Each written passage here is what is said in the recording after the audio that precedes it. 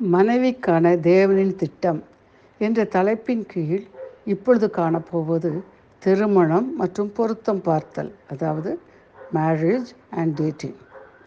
முதலாவதாக நீதிமொழிகள் 31 அதிகாரம் 11 கூறுவது என்னவென்றால், அவள் புருஷனுடைய இருதயம் அவளை நம்பும், அவள் சம்பத்து குறையாது என்பதே. நாம் ஒவ்வொருவரும் இப்படிப்பட்ட மனைவியாக இருக்க வேண்டுமென வேதாகமம் கூறுவதை நாம் அறிந்திருக்கிறோம் அல்லவா? இவ்வசனம் குறிப்பிட்டபடி நீ ஒழுக்க ரீதியாக விசுவாசமாய் இருக்கிறாய், உன்னை நம்புகிறேன் என உனது கணவர் உன்னை பார்த்து கூற முடியுமா? நம்மை நாமே ஆராய்ந்து பார்ப்போம், சரி செய்து கொள்வோம்.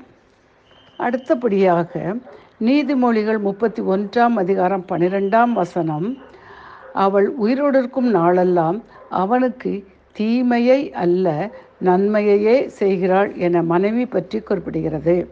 அவ்வாறே நீங்களும் எந்த விஷயத்திலும் உங்கள் கணவருக்கு விசுவாசமாய் இருக்கிறீர்கள் என்பது உங்கள் கணவருக்கு தெரியுமா? கணவருக்கு நன்மை செய்கிறவளாகவே ஒரு மனைவி இருக்க வேண்டும் என வேதாகமம் கூறுகிறது.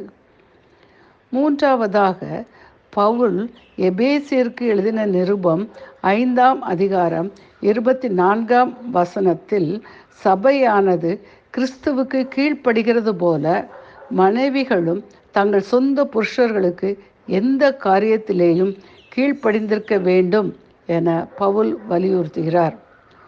உங்கள் செயலிலும் அணுகுமுறையிலும் பணிவுடன் நடந்து கொள்கிறீர்களா?